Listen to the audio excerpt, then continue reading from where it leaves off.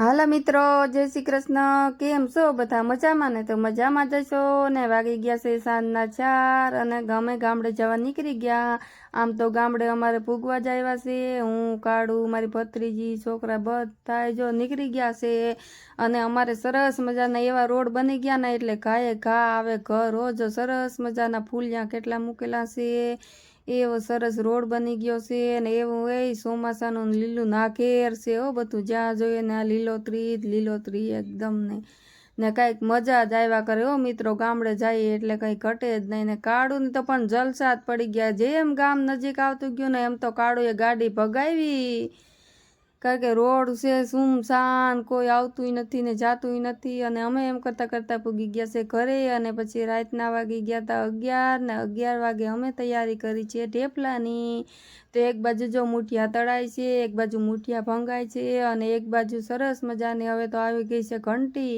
તો ઓટોમેટિક જો ભૂકો પર થઈ જાય છે, આપણે કંઈ એટલી મહેનત ના કરવી પડે। મુઠિયા અધકચરા ભાંગી અને એમાં નાખી દઈએ આપણે ઘંટીમાં એટલે સરસ મજાનો જો ભૂકો થઈ ગયો છે। અને એક બાજુ સાસણી મુકાઈ ગઈ હતી ને તો એમાં જો હવે ઢેફલાના બનીને તૈયાર થઈ જાય હો। અને ભાઈ અમે જમણવારમાં રાખ્યા હતા સરસ મજાના આપણે જૂનવાણી મુજબ ઢેફલા। પહેલાં લગ્નમાં ઢેફલા જ રાખતા।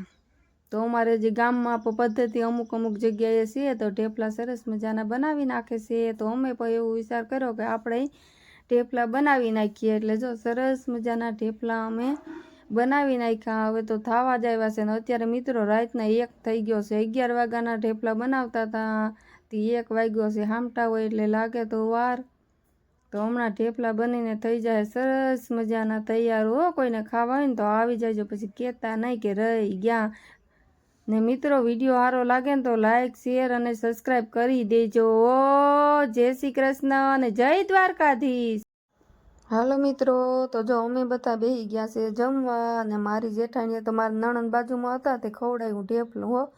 અને પછી તો મારી નણંદ કે હું તમને ઢેફલું ખવડાવું ને, અને પછી તમારી જેઠાણીએ મારો વારો લઈ લીધો તે અમે ઢેફલા ખવડાવવાના। અને આજે હતું મારા ભત્રીજીનું જલ અને આ બેનું થાય ફઈવાએ ભત્રીજી છે દીધેલી એટલે પછી તો બેનું એ ઢેફલા ખવડાવ્યા હો ભાઈ।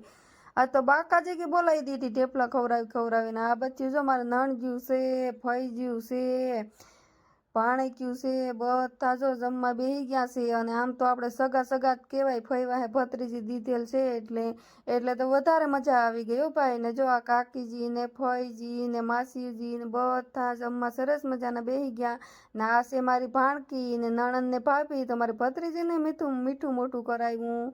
અને પછી છેલ્લે તો પછી મને થયું કે મારી નણંદ થાય ને એક બાજુ વેવાણું કહેવાય એટલે મારે મીઠું મોટું તો કરાવવું પડે ને। એટલે પછી મેં મારી નણંદને મીઠું મોટું કરાવ્યું તો મારી નણંદે મને ઢેફલું ખવડાવ્યું હો ને બાકાજી કે બોલાવી દીધી ઢેફલા ખાઈને હો મિત્રો। પછી મારી જેઠાણી આવી ગયા કે હું એ ખવડાવી દઉં।